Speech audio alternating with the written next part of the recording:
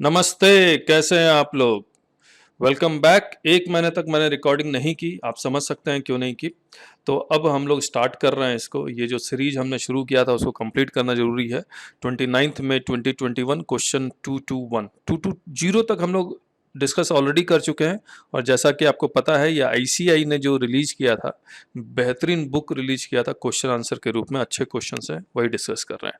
इसको आगे बढ़ने से पहले मैं आपको एक बात बताना चाहता हूँ। हम लोग 1 जुलाई 2021 से एक जीएसटी की लाइव क्लासेस शुरू कर रहे हैं जो 100 आवर्स की है। और ये इसमें जो जो चैप्टर हम लोग डिस्कस करने वाले वो सारे हमने यहाँ लिखे हुए हैं। और ये आप क्लासेस ज्वाइन कर सकते हैं जिसमें अभी 1000 का डिस्काउंट मिल रहा है। और बहुत सारे लोग ज्वाइन भी कर चुके हैं। इसमें 16 टिकट लेफ्ट को मत देखिएगा, अलग से भी बहुत लोग हैं तो वो ज्वाइन कर चुके हैं। वो जो हमारी लिखी हुई बुक है उसके थ्रू करेंगे और इस तरह से पढ़ाएंगे कि आपको दोबारा कोई सेमिनार या फिर वेबिनार, आपको फीलिंग ये आएगी कि हमें पूरा टैक्स जीएसटी आता है। इस तरह से आपके साथ ये सारा डिस्कशन होगा। तो अब इस क्वेश्चन में आते हैं। जो हम लोग का क्वेश्चन है ये वाला, पहला 221, can IGST credit of one state be adjusted against IGST liability of another state. अब ये क्वेश्चन थोड़ा सा और क्लैरिटी हो सकता था, लेकिन ये आईजीएसटी क्रेडिट इंडिया का होता है, वो किसी एक स्टेट, पर्टिकुलर स्टेट का नहीं होता है। तो मैंने कहीं से भी, अगर मैं दिल्ली में रजिस्टर्ड हूँ, मैं कहीं से भी, अगर मैं दिल्ली के बाहर कहीं से खरीदता हूँ तो मुझे आईजीएसटी क्रेडिट मिलेगा। वो उसको मैं अपने आईजीएसटी क्रेडिट के साथ मैं एडजस्ट कर सकता हूँ। लेकिन अगर मेरे 2 स्टेट में है बिजनेस, तो दिल्ली में एक बिजनेस है, दूसरा मुंबई में बिजनेस है, क्या दिल्ली मुंबई का आईजीएसटी आपस में एडजस्ट हो सकता है? That is not possible, that is not possible. तो शायद वही पूछने की कोशिश कर रहा है और उसी के अनुसार वो जवाब भी लिख रहा है।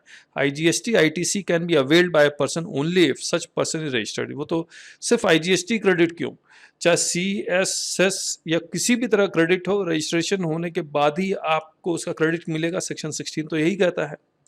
Registration is connected to the state and any ITC availed in that state can be utilized only in that state irrespective of whether it is C, S, U or I. Hence, IGST credit of one state cannot be adjusted against IGST liability of any other state or union territory. तो मैं जो बात कहना चाह रहा था, मैं एक से ज़्यादा स्टेट में रजिस्टर्ड हूँ तो आपस में मैं IGST मैं एडजस्ट नहीं कर सकता। हाँ, आप ये जरूर कर सकते हैं, स्टॉक ट्रांसफ़र करें, क्रेडिट ट्रांसफ़र हो जाएगा। सेल करें, सेल और ट्रांसफ़र करेंगे, मतलब स्टॉक ट्रांसफ़र विदाउट कंसिडरेशन भी शेड्यूल 1 में आ जाता है। तो उसमें आप क्रेडिट ट्रांसफ़र कर सकते हैं एक दूसरे को। और इनपुट सर्विस डिस्ट्रीब्यूटर आईएसडी के थ्रू भी आप क्रेडिट ट्रांसफ़र कर सकते हैं, लेकिन एडजस्टमेंट अलाउड नहीं है, पोर्टल होने ही नहीं देगा। क्वेश्चन 222, ये क्वेश्चन जो है ये मैं आपको बता देता हूँ। 180 दिन के अंदर आपको पेमेंट करना है, दोनों वैल्यू ऑफ द गुड्स और सर्विसेज प्लस जीएसटी अमाउंट, यानी कि 10,000 प्लस 2,000 मान लीजिए जीएसटी है तो पूरा 12,000 आप पेमेंट करेंगे तो वो जो 2,000 का जीएसटी है उसका क्रेडिट मिल जाएगा।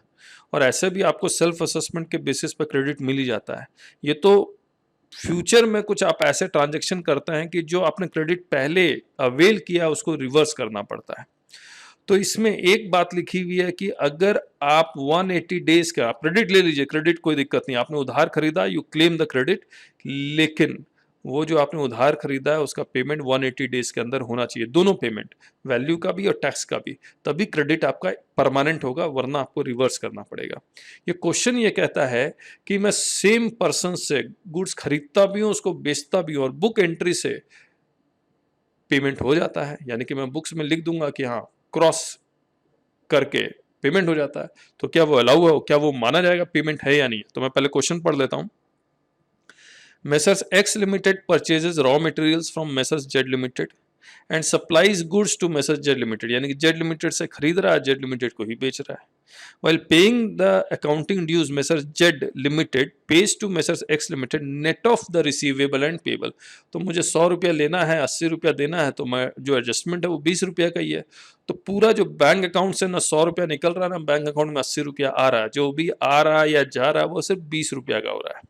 However, for discharging the GST liability, it is properly collecting tax and paying the same to the appropriate state।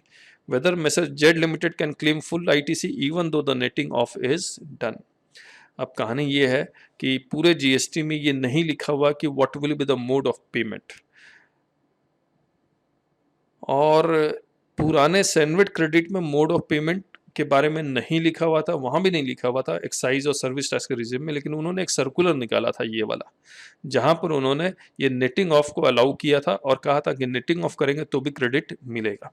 तो ये देख लीजिए, ये सर्कुलर का एक सेंटेंस हमने यहाँ पर एक्सट्रैक्ट करके डाला है, the form of payment is not indicated and the act और rule does not place restriction on payment through debit in the books of accounts. देखिए, फॉर्म ऑफ पेमेंट भी नहीं लिखा हुआ है, लेकिन आप किस तरह से पेमेंट करेंगे ये भी नहीं लिखा हुआ है। तो क्या नेटिंग ऑफ अलाउड है? तो आप ये प्ली ले सकते हैं, yes it should be allowed. अगर डिपार्टमेंट कोई ऑब्जेक्शन डालता है तो आप ये प्ली, इस सर्कुलर का प्ली ले सकते हैं। ये सर्कुलर को डिपार्टमेंट कह भी सकता है, ये तो प्रीवियस टैक्स रिजीम का सर्कुलर इस जीएसटी में एप्लीकेबल नहीं होगा, तब कोर्ट का ही सहारा मिलेगा आपको। तो मैं एक बार पढ़ लेता हूँ। Second proviso to section 16 subsection 2 of the CGST act only provides that ITC reversal shall apply in case of non payment. It does not prescribe any particular mode of payment. Hence, even if payment is made by book entries within 180 days, it shall constitute payment and hence ITC reversal is not warranted. और ये circular उन्होंने लिखा हुआ है। अब अगर आपने कम payment किया तो क्या होगा? तो ऑब्वियसली क्रेडिट नोट इशू करना पड़ेगा। What if less amount is paid? तो क्रेडिट नोट इशू कीजिए और उसी के अकॉर्डिंग आपको आईटीसी रिवर्स करना पड़ेगा। अब आते हैं क्वेश्चन 2 to 3 में। Suppose a company registered in Delhi takes a package from tour operator located in Delhi for a hotel in Mumbai.